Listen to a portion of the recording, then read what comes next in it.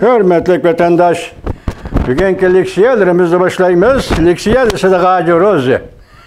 Washington'da sözdeyimiz. Bugün çizlağı işkemen 23. İşkinci ayının 23. günü. Silahı vaziyet doğrusu da bir kelime vatandaşım. Tünügüllatin tahlil kılıp geldik, muhakeme kılıp geldik. Mesela alaylı Cumhuriyet Partiyası'nın sekreteri Xi Jinping bu kadın Moskova'da. Ukrayna-Rusya uruşı doğrusu da teşlik gelişim oturgu koydu. Yaka teşebbüsü layihesi oturgu koydu deyişken idi. Biz onu muhakemede bir taraftan red kılıp, bir taraftan inkar kılıp, bir taraftan ziddiyetli fikirlerini vatandaşlarına aldığı tapşırgan idik. Bugün endi hesaplasak, ahırkı hesapta Johnson John'un fikri qaraganda hazır Rusya taraf Reis Xi Jinping'nin Moskova'da Ukrayna-Rusya urushini tinch yo'l bilan hal qilish to'g'risida o'tirg'i qo'yadigan va qo'ymoqchi bo'lgan loyihasini Moskva, ya'ni Kreml sarayı rad qildi.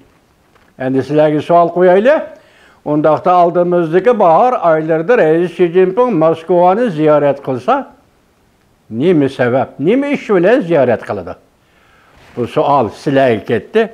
Endi Amerika tarafdan hozir yetilib kelayotgan vaziyat mundaq vatandaş. Birinchi xabar.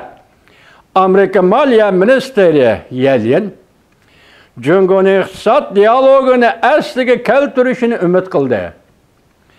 Beijingni Rossiyani embargo qilishga xiloflik qiladigan bo'lsang, agar oqibat kelib chiqadi deb ogohlantirdi.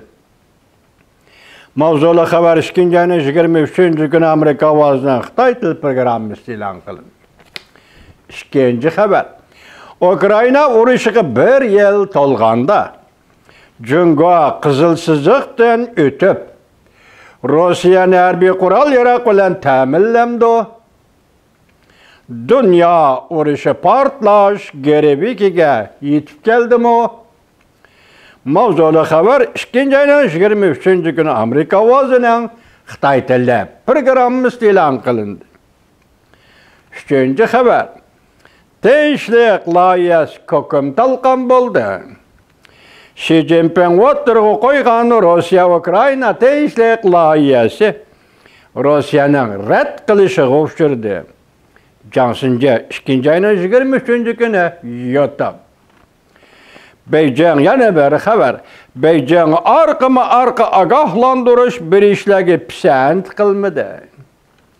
Amerika Qo'shma Shtatlari Jungoning Rossiyaga harbiy yordam bergan istihborot dokladini e'lon qilishni o'ylashdi.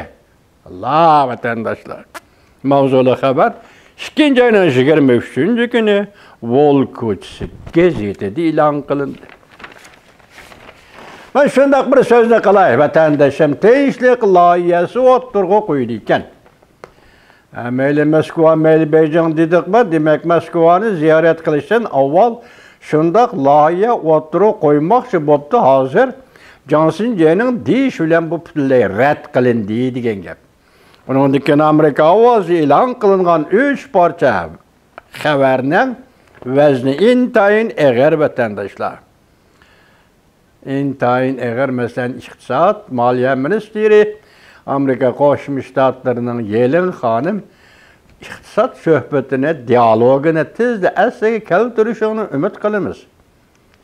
Agar umid qilamiz keltirmasang, undan keyin ondan G'arb dunyosining Rossiyani embargo qilishini va embargo qilishi qarshi Rossiyani qo'llaydigan bo'lsa, oqibat og'ir deb.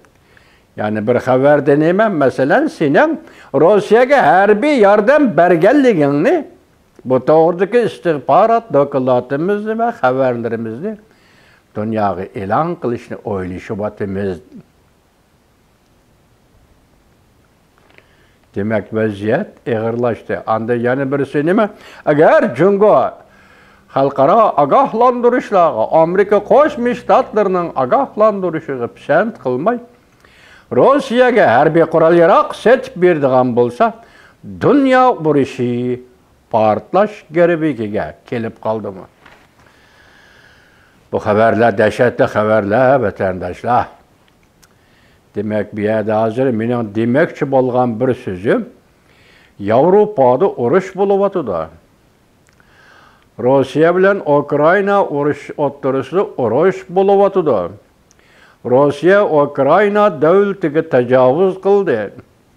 Ukraina xalqi o'zining vatanini qo'g'dab, vatan urush elib beryapti.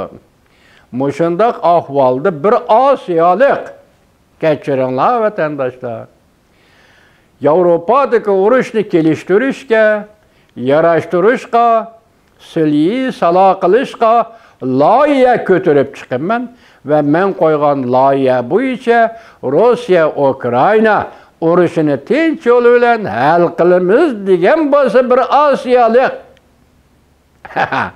Bu Yevropa uchun haqorat gap vatandoshim. Shunga Kreml Sharipovni rad qildi degan gap. Demak, hozir Junanxay qaraganda hushini yo'qotib qo'ygandek turdi vatandosh. Hushini yo'qotib qo'ygandek turdi vatandosh.